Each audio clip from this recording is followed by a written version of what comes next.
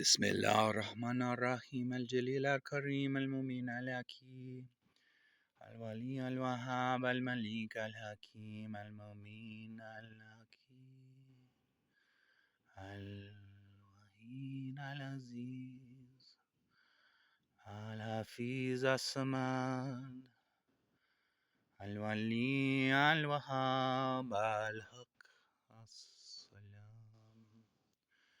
Juma Mubarak. Alaikum salam wa rahmatullahi wa barakatuh. This is the plant that I had on the Hussein talk in Ashra about 3.5 months ago, and now beautiful flowers have emerged. And today is, in the Catholic tradition, All Saints' Day. And I was initiated into the secret lineage of sainthood, inshallah. I can live up to it. When I was 12 years old, when a dying bishop touched my forehead, I felt this divine energy go into my pineal gland. And this is the lineage of Saint Francis of Assisi, who was secretly a Muslim, not in a Madhabi sense, in the strict Orthodox sense, but he was perhaps influenced by Sufism. And this is also a time to remember he who's called the seal of the saints, Ibn Arabi, and his book, the Fusus al-Hikmah, the Bezels of Wisdom, wherein he undertakes a great theological project that includes interpreting the most dominant and common verses of the Quran about Judgment Day and the Akhirah in a mutashabihat allegorical framework to say something profound about the nature of God, God's oneness, and why existence would have this sorting aspect to it in Judgment Day, and what it means. What is, it's not just like a Khalifa or a king disliking certain people and sending them to the dungeon, although the Quran does indeed say that it will be a dungeon for the Kafirin. So it's using those metaphors, but maybe there's more to it.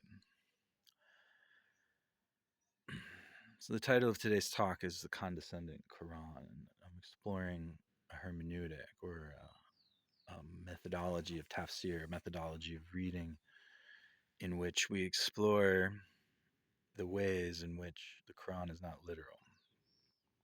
And it is my hope, inshallah, that this is indeed not kufr, and rather is the vaccine against kufr. And it will allow you to do dawah more effectively. It will allow you to quell qualms from secular people who are put off by Arabic cultural specific things, or geographic or temporal anachronistic aspects of the text. And likewise to debate Christians who are wont to bring up what they deem to be inconsistencies between the texts, a discussion which often denigrates into your canon is corrupted and mine is not, which is basically the end of the discussion.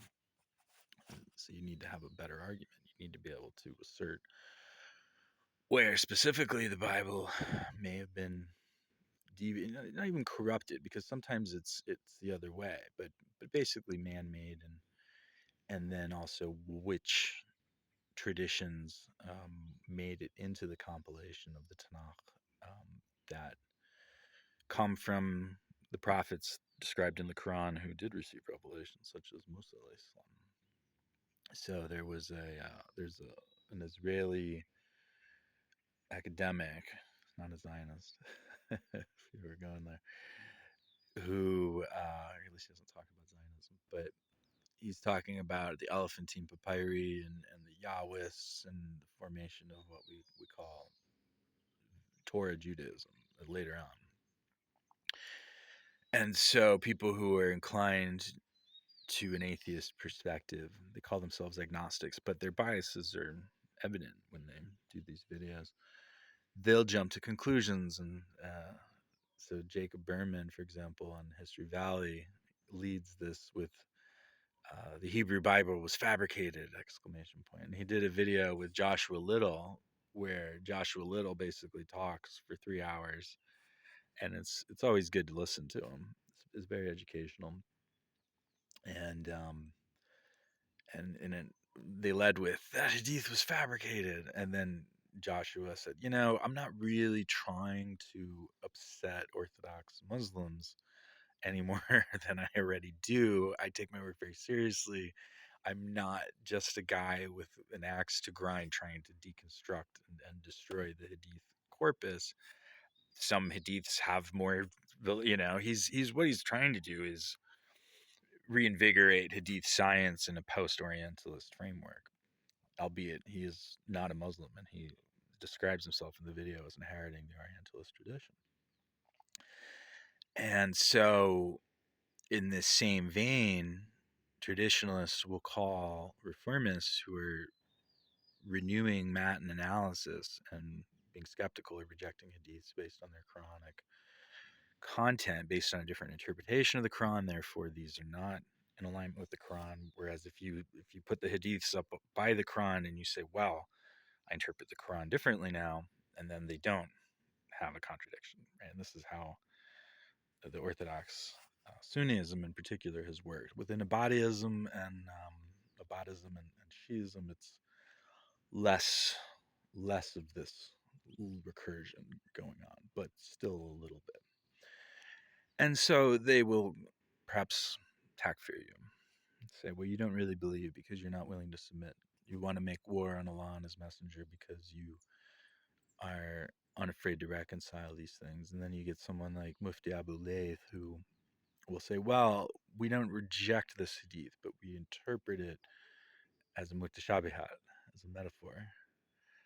And it doesn't quite mean what it literally says. And the problem with the hadiths as text is that they are standalone snippets of text. So they command a certain singular gravitas, and they tend towards literal interpretation. And given that these are specifically contextualized as the speech of a man to other humans as he attempts to advise them or answer their Q&A in the masjid in Medina, presumably is where most of these would have been issued, or perhaps to his family members, then it makes sense that he would be literal, because he's not trying to be a genius with these people, or beyond a genius. So a jinn and genius have a common etymology. Whereas Allah subhanahu wa ta'ala, the God not just of the universe, but who's beyond existence and non-existence, the ultimate reality of infinite intelligence, Al-Alim, the most knowing, Al-Hakim, the most wise, is not going to just drop one final text and then abandon this procedure because of how problematic it is, presumably, right? Why would God privilege this one city in the Hijaz with and this one Arab fellow with the final revelation, and it's going to be the most preserved? So it's going to, in more extreme interpretations, not just assert itself as a criterion over earlier traditions, earlier hadith, but rather it eclipses them completely. So this is not my approach to the Quran and the Bible. Likewise, the hadith. And even Quran only people can get into that, I've noticed. And so then we come to this idea of, well, the hadith is a different level, but the Quran is the verbatim word of God. There are different models of this. In the Ash'ari tradition, they peel it back a little bit and they say, well, Arabic is not an eternal reality that pre-existed creation and so on. That free will exists just a little bit, like like a drizzle of yogurt on a shawarma, and that's occasionalism. So there's everything that happened around the events of the Quran was not strictly predetermined, but there was a strong, obviously, perhaps maybe even stronger than on average, hand of qadr in it. And then you have on the other extreme, you have the Ismaili interpretation where there are these Neoplatonic emanations, and Prophet Muhammad alayhi salam is the incarnation of that time of the logos, basically the first intellect, and he's getting interpolations from God vis-a-vis the angel Jibril. So if you want to get into like recapitulating Christology, you might say his prophetology is that he's getting transmissions through this lesser emanation, the universal soul or the Jibril or the Holy Spirit, what have you. And he is the inheritor of the mantle of the first intellect and the prophetic spirit, but he's not fully tuned in necessarily. And so there's room for swivels at the textual level. And then they'll read the pen and the book, and they'll read as being these emanations. And they'll read the one soul is the universal soul. We created you from one soul. Whereas the Brailvis or the Naqshbandis will read that as basically that's the Prophet Muhammad's soul. We're all sort of Adam Kadmon fragments, like the elves in Dungeons and Dragons, as the fragments of Corellian or Lerithian of the Prophet Muhammad, the Hakika Muhammadiyah. More to the point. This gets confused in some of these traditions, and ticks off the Brailvis and the Salafis. But if you think of it as simply the most praiseworthy reality, it's just the logos. It's a finite but perfected reality, therefore the most praiseworthy. Then it makes more sense. Well, in the Mutazili tradition, there's this brainy skepticism, and we have Islamic modernism, which is also in some way reactionary to being an Egyptian who's surrounded by Al-Azhar educated ulema, who are traditional Ash'ari Malikis, by and large. And we get ideas like Adamic exceptionalism.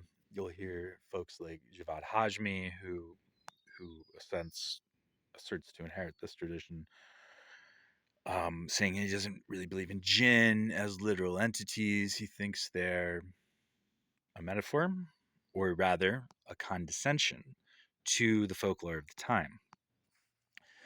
And you have Lupe Fiasco admitting that he doesn't really believe in jinn on Mufti Abu Layth's show, and getting takfired, celebrity takfir.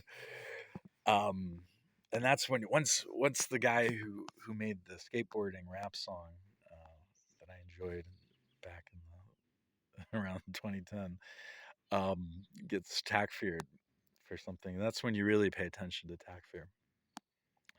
Now, I believe in jinn. I believe that Surah Jinn, which is one of my favorite surahs in the Quran, it's like an episode of Skins where you suddenly jump to the perspective of this minor character that hasn't really figured in much, and you get this whimsical, completely different perspective, and it broadens the scope of the Quran in a way.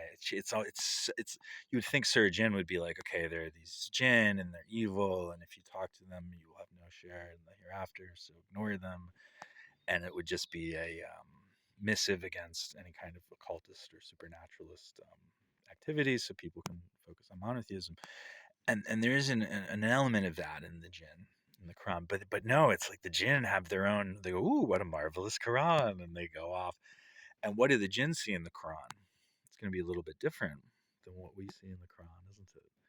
Because we're not jinn, we're people. We have to go to the bathroom. The jinn, I presume, don't have to go to the bathroom. They're made of smokeless fire. They're plasmic, quantum computer brained, dark matter, Fatino birds to take the creatures from the Zele saga that live in the centers of stars and feed off of the gravity. And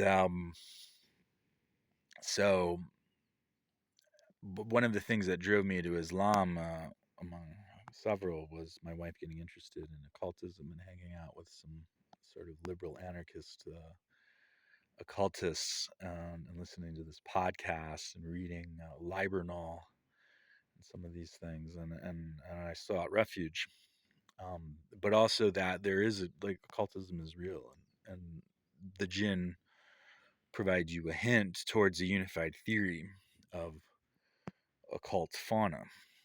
And so this is a nice counterexample, because modernists who are sort of like Zahiri, non-esoteric neo-Mutazilia, will generally, the jinn is one of the first things that they retcon, right?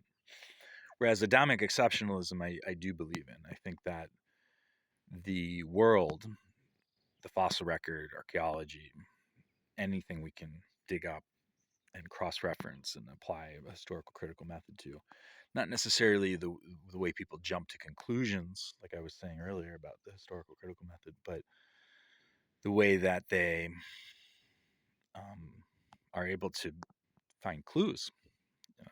I love in particular the work that Ahmad al-Jalad is doing, um, and it helps us to know that kafir doesn't mean what they translate it to be, and that's fundamental to my theology, my reading of the Quran, and Ibn Masud's theology into this whole tradition. You see, this is a beautiful thing. It's not just a bunch of moderns trying to retroactively make continuity out of things. And so then we come to the Quran itself, and it is said that if you reject one word of the Quran, then you're out. Everything is voided. But if you're a Quranist or a progressive or a Zaidi, a Mutazili, a 12er Shia, and a Badi, even, uh, you're a Sufi, perhaps, you might assess that a lot of these hardliners who take that position themselves reject words in the Quran. So, for example, you have Surah 90 or 91, where it says that those who take the easy path will be punished, and those who do not will be rewarded. And what is the difficult path? It is to feed people in a famine. It is to free slaves. So based on that ayah, and I do think there's an ayah in it, even if verses and ayahs are not one to one congruent. I think there's a very important signal in that.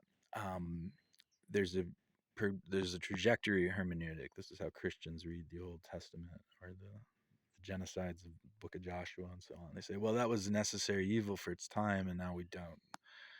The Fourth Crusade notwithstanding, and so on. Now we don't do that anymore. Well, there's U.S. foreign policy, but we we try not to. And if it happens, we feel bad about it. And if our allies do it and we're funding it, and we feel like maybe the people they're doing it to kind of deserve it, then we don't feel too bad about it. But we've moved past it, is what they tell you, the Christians. But this is actually, even though there's hypocrisy in it, this is healthy, because you wouldn't want, like, there's the alternative are people who say no, genocides are condoned by God. This is not what you want. Likewise, you'll have traditionalist Muslims basically acting like slavery has been abolished because of kufr. And they say that if you don't believe slavery is halal for all time, then you're a kafir, because you reject the Quran, because the Quran is for all time, and the Quran talks about you'll go to hell if you don't free slaves, so therefore slavery is halal.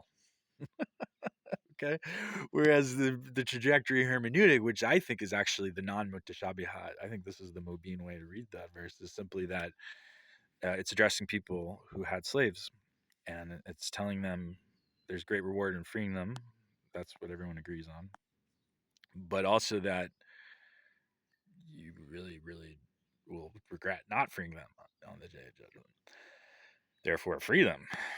And I don't recall any verses talking about, um, freewheeling on enslaving people. Now there was the fiqh of like, well, you can enslave people if there's legitimate jihad, but then legitimate jihad went from a breaking of a treaty, which is the proper context of reading Surah Toba, which is, you know, the harshest surah in the Quran, to this hadith that sort of abrogates that, and then they invented this abrogation doctrine, and they say, well, the defensive rules in Surah Baqarah are abrogated by that verse in Toba, Toba, and so therefore we're going to go conquer everyone, and we're going to enslave them, and we're just going to keep enslaving people for the next 1,200 years. And they only abolished slavery in the 1960s, and in Oman, it was, I think, in the 70s when Sultan Qaboos joined in tandem with the British to coup his father bloodlessly, mashallah.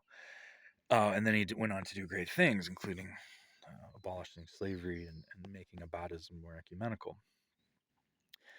So it's not like the Abadis, despite their more nuanced take on Hadith and their loyalty to the Quran and their repudiation of the Umayyads and of any hulul on Ali, therefore they're sort of proximate to Quranists, but they don't think Quranists are Muslims because of the Hadith rejection, and they accepted Hadith. Therefore, they had slaves until quite recently, which is not. I had an Abadi brother block me, or I think he unblocked me right after he blocked me. So we sort of were left unfollowing each other, and because I told him, this is getting back to the original point. I told him that I thought that people who don't read the trajectory hermeneutics into that verse about slavery being, and it's important to end it, basically, you go to hell if you don't, that they're making kufr.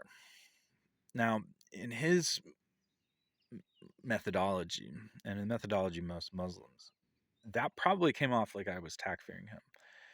And I thought about going back and nuancing that, and I didn't make the time to do it, and I kind of regret that. But then again, people who are really angry about defending slavery on the internet are maybe not people I need to stay friends with. But for the sake of Allah, I should have nuanced it. So I'm making Toba for that.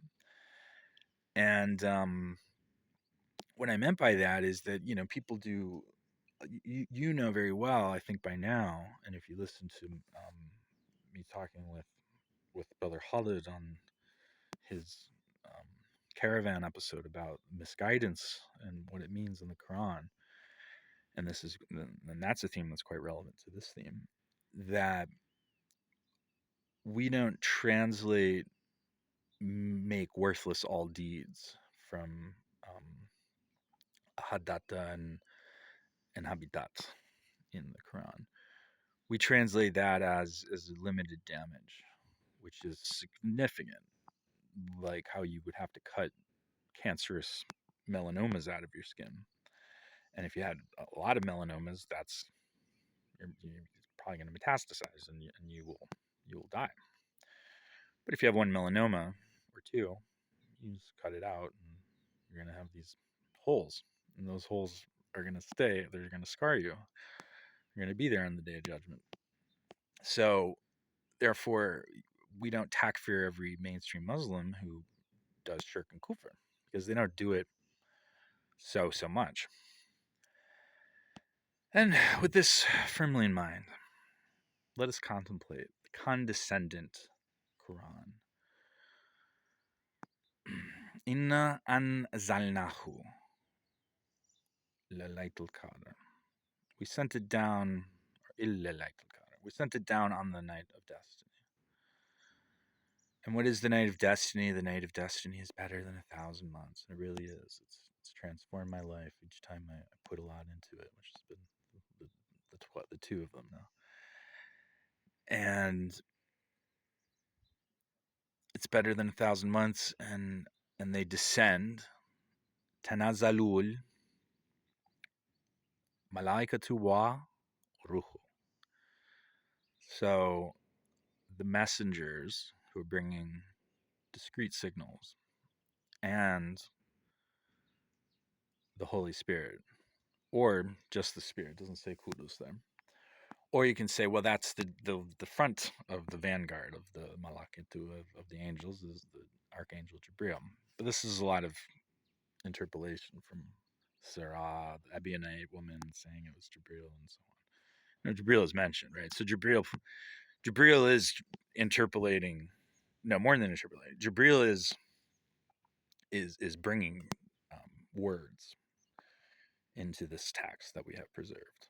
This is something we should believe because it is in the Quran, and that's not a metaphor because it is a proper name for one thing.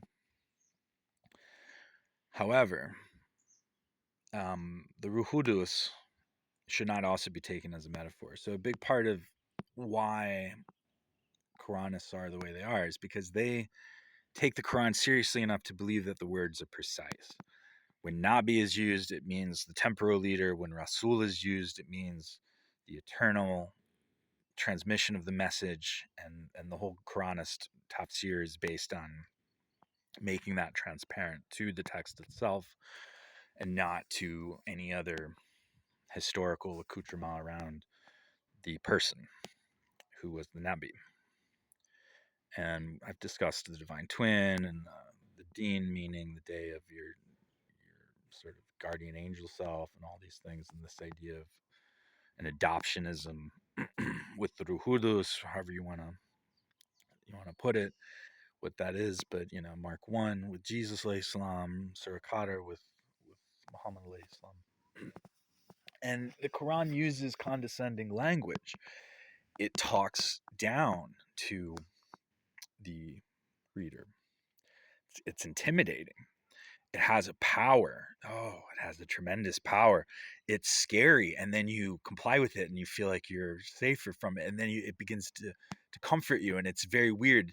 And it addresses this, and it addresses how it has this cadence of going from extreme warm to extreme cold, or rather, vice versa, from being very sweet to being fire 10,000 degrees Kelvin, right? And the Quran makes meta statements about it. It reads you reading it, and it's gaming your psychology.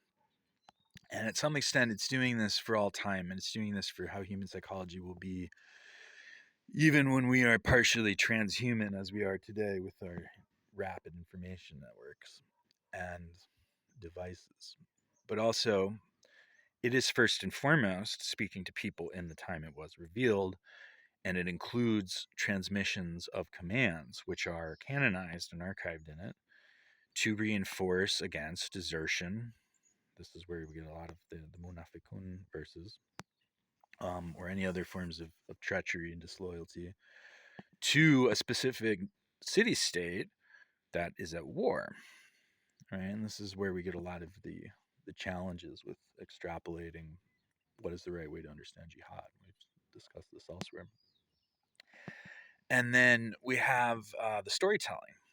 So Ibn Rushd, who is somebody I consider to be in this tradition of the secret lineage of saints and the underground Mutaziliya that led to the Reformation and Renaissance in Europe. Ultimately, the Christians were a little bit less mushriki, and they inherited the benefits of Islam. That's the paradox when you talk to Christian exceptionalists. It's hard to get across, but it is very much historically true, in my humble opinion. And so Ibn Rushd is one of the later handers off of this tradition. We also have Ibn Sina.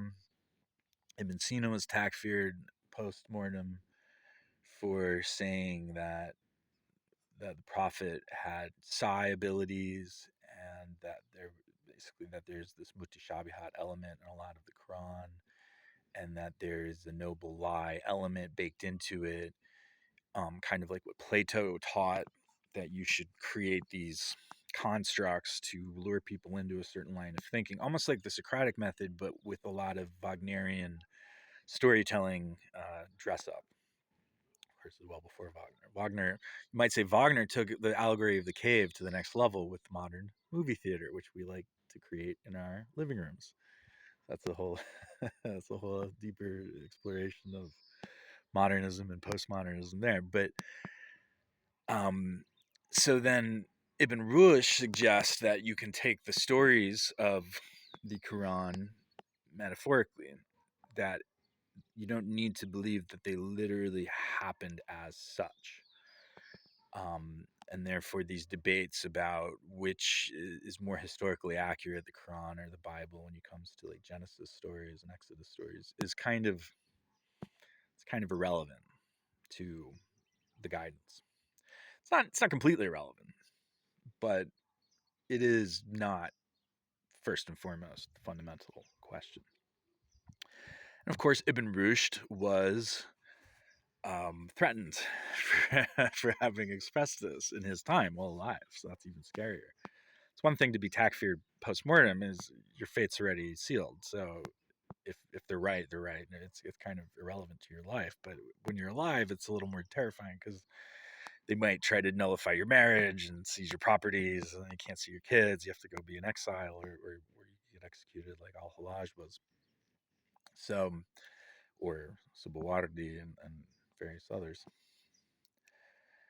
And it's good to remember these guys on All Saints Day. And so a lot of the Christian complaints about the Quran is that it's quoting all of these people from the Bible, Miriam alayhi salam, Musa alayhi salam, Yusuf alayhi salam, and so on and so forth. And they all have the same.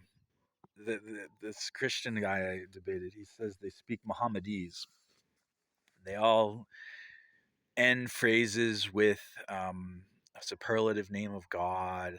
They all, Huzabillah, I see, they're speaking Arabic, obviously, in these quotations. They weren't speaking Arabic in their lives. They were speaking Ugaritic or Hebrew or Aramaic. And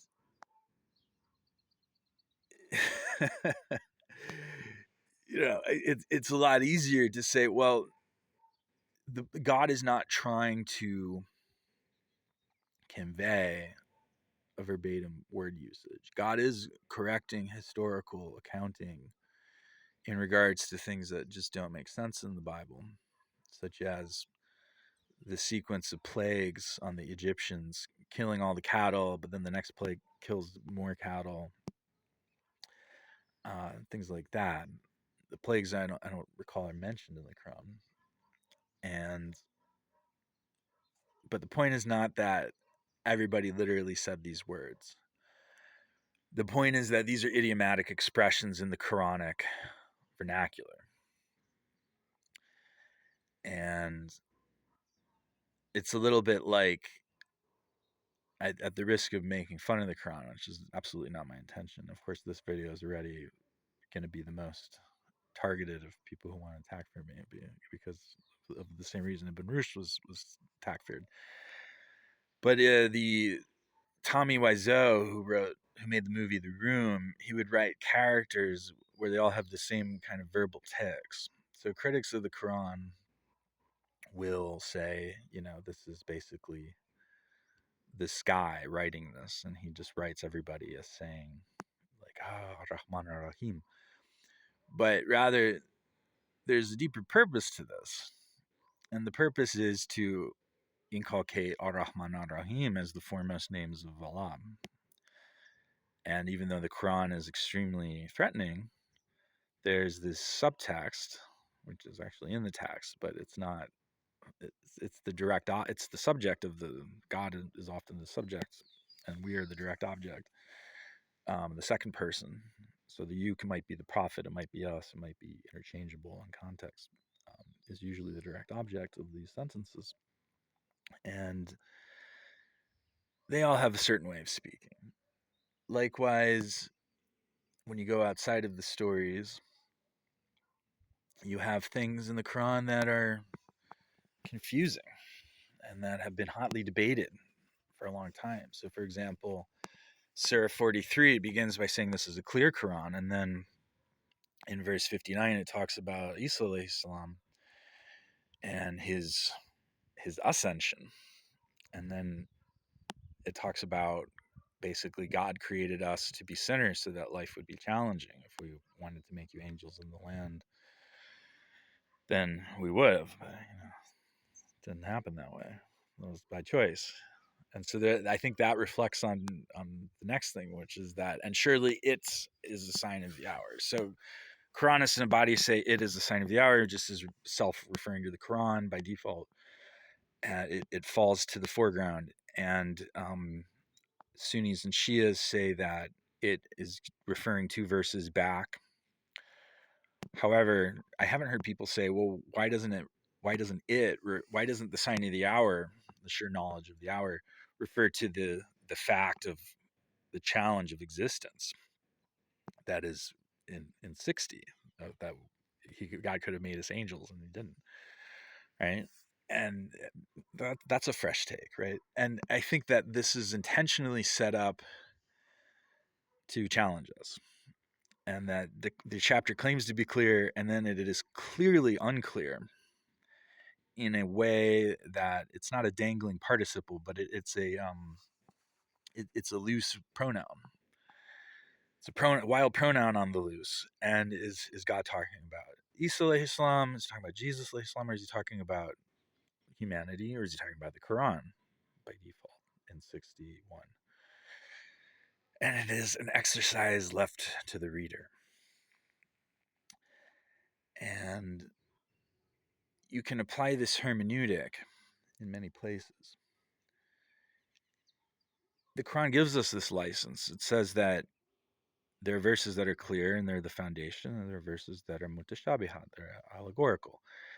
And this makes a lot of sense because language is fundamentally limited. And why would God be limiting in communication to a kindergarten book? Surely there will be layers. Surely God is aware of all the possible literary tropes that human beings can do and will utilize them and will address the people of the time in order to affect the causal historical sequence of the intended result of the Quran. We're talking about it on a YouTube video in 2024. That's really, that unto itself is a miracle. I mean, atheists will say, well, no, it's not a miracle. These things are just sort of viral growths, and you've been infected with with with a disease. But what the verse says in the early, I think it's 3:7 in the beginning of Surah Imran, is that those with a disease in their hearts will lean into the allegorical verses. And what that verse doesn't tell you, so it gives you this key where we get to have iktiklaf. We get to say, well, these Atharis seem to be anthropomorphists, and we think that's disbelief. But they're still Muslims, or even better, they're still in Allah Sunnah wa Jama'ah, because you're allowed to do that. Like, of course you can read nothing will exist except his face as a mubin if you want it, because the mubin is the default, right? Whereas people who have had mutashabihat interpretations have been takfired all over the place, with the Ahmadis for mutashabihat on the seal of the prophets, with Ibn Arabi for mutashabihat on the nature of the akhirah, for Ibn Sina on mutashabihat on this, the creation, or on the Ishmaelis for the Neoplatonists in general for mutashabihat on the pen and and it's very inconsistent. This is something I explored in my book, is that the big problem, like Sunnism is trying to create a big tent, but the boundaries that it draws to exclude people are rather inconsistent in terms of which interpretations are deemed acceptable or not. And it should be consistent at the least, or we should be more open. So we've seen this tradition. There was a recent missive earlier this year from Mecca, trying to dampen the sectarian tensions amidst the Gazan genocide. That um, anyone who does not believe in things that are considered false unanimously by all Muslims is a Muslim. That's a bit of a circular definition, right? But nevertheless, it's not strictly stated what ratio of verses out of the 6,600 and some change. Maybe 36, something like that, in the Quran. How many are Mubin and how many are Mutashabihat? Also, it doesn't say that verses have to be strictly one or the other, although it does seem to imply that. And so the Sufis have generally read it as there are these layers. So you can take a clear verse and there can be a mutashabihat tafsir in it. And in the modernist reactions, this has generally been thrown aside. But I would encourage you not to. I would encourage you to be open to that and that your faith will deepen. Even something like Surah Ikhlas, which is subverting, it's taking the Shema and subverting the Nicene Creed and creating a refreshed Shema that is vaccinated against Trinitarianism. This was missed by the early tafsir and Hadith tradition. I mean, not even early, for 600-700 years. Ibn Kathir missed it, I think. So this creates more faith to me.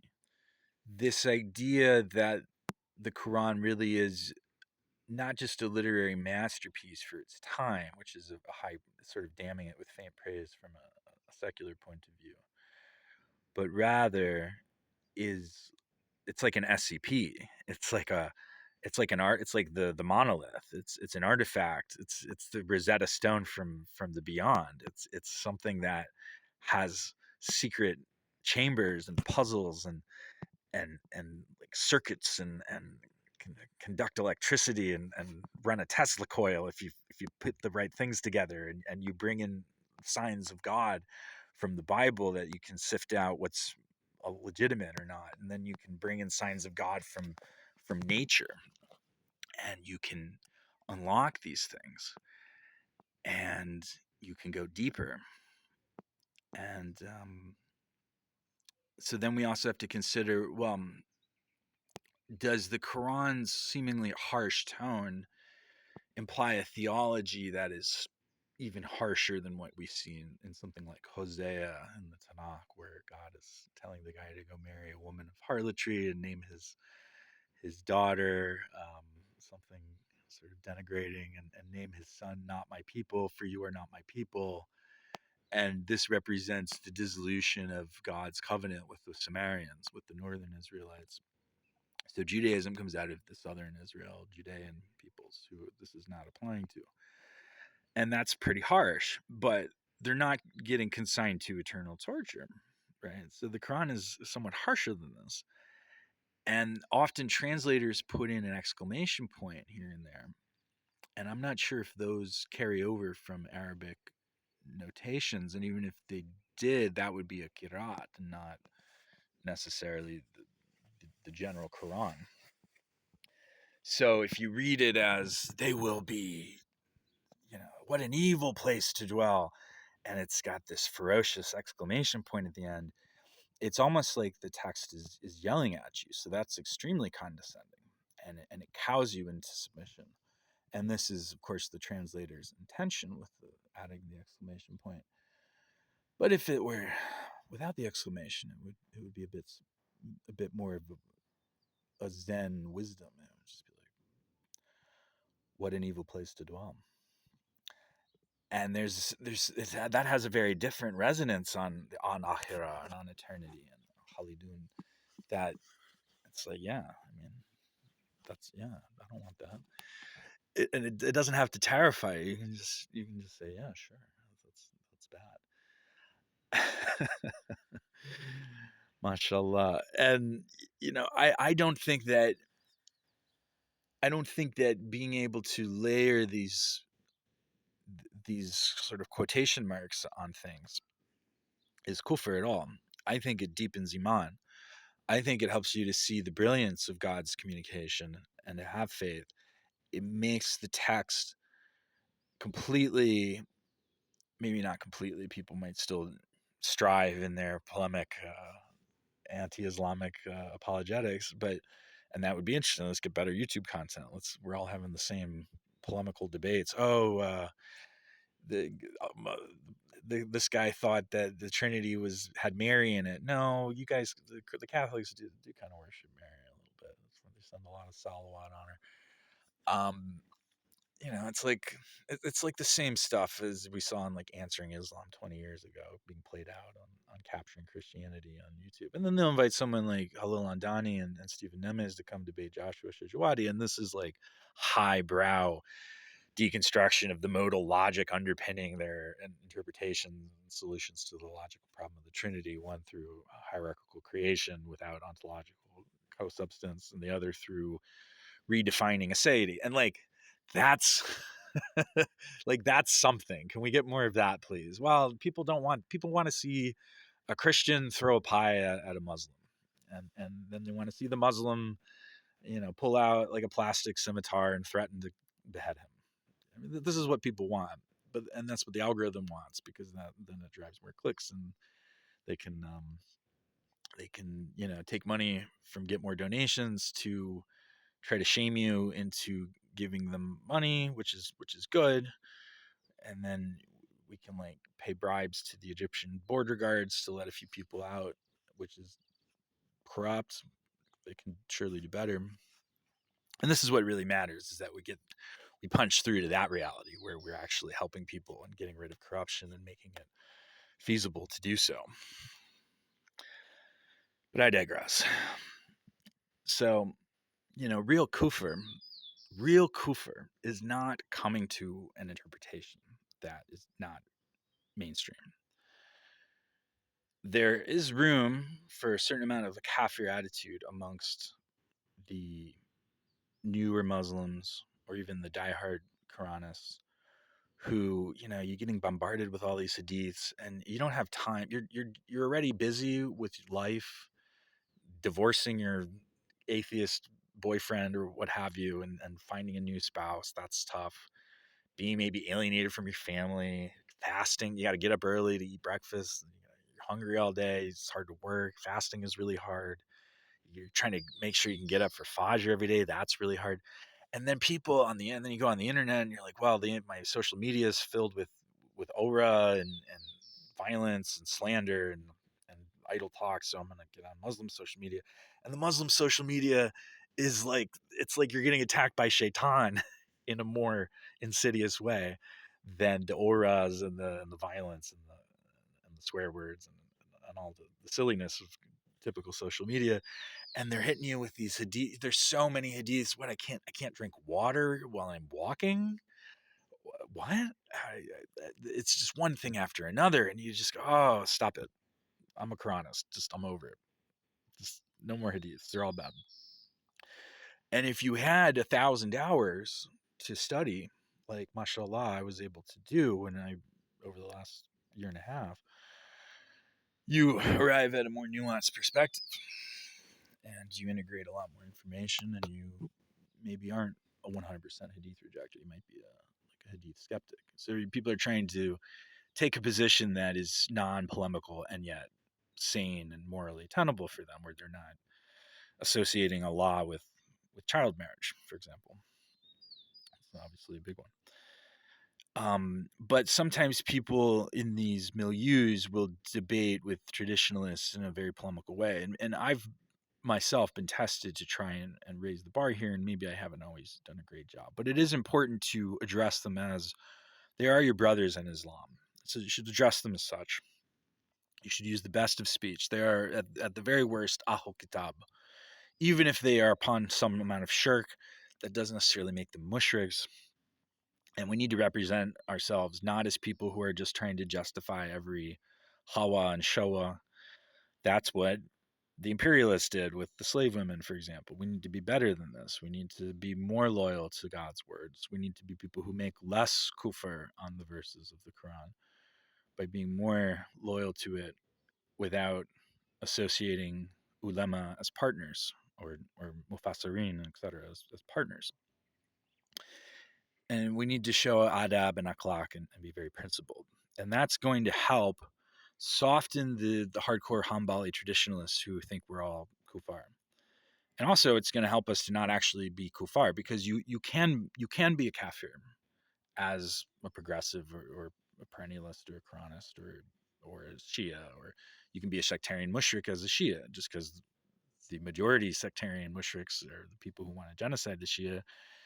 Well, now we got some weapons from Russia. Let's genocide the Sunni. That's kuf. That's kaf. That's very evil. That sends you to hell, right? Like it doesn't matter that they're Sunnis. Or, get over the sectarian stuff, okay? We can do better, inshallah.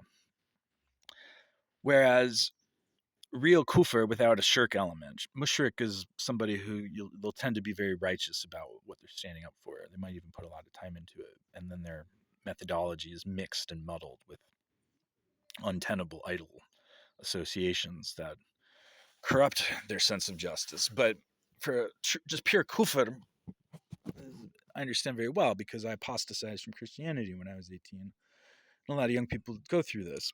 And so, I've seen this with Muslims, interviews from ex-Muslims who aren't rabid ex-Muslims, but they go through a phase where they're like, oh wow, I'm like waking up from this dream and I can eat a bacon cheeseburger. It's not zabiha, and I can have a beer, and I can go look at naked people on the internet all I want. Oh wow, there's like millions of naked people. That's wild. I wasn't doing that before. And what else am I going to do? And then you get deeper into the degeneracy, where you say, I'm not going to become a cocaine addicted sex worker monger. I'm gonna just smoke a little weed and have like 2 beers and maybe use porn sometimes and like try to date people, right? I'm gonna be like a reasonable. I'm not gonna swing in the other direction. Now, a lot of young people, they go to college, they're 18, they've been deeply repressed. They weren't even allowed to like go to free mixing masjid events for fear that they might meet a spouse. Oh no! So they don't get married. So they're single in college. So then they hook up with 50 people or something, right? Mashallah, I didn't hook up with. I did not do any zina back in that time. So I somehow threaded out of it. And I suppose my parents could have been more strict Catholics. My father was reasonably strict, but maybe even a little more than reasonable. And I did apostatize, but not because of that. Because also in Christianity, you can kind of, I'll go to confession. Like you don't have to apostatize to indulge in some sins.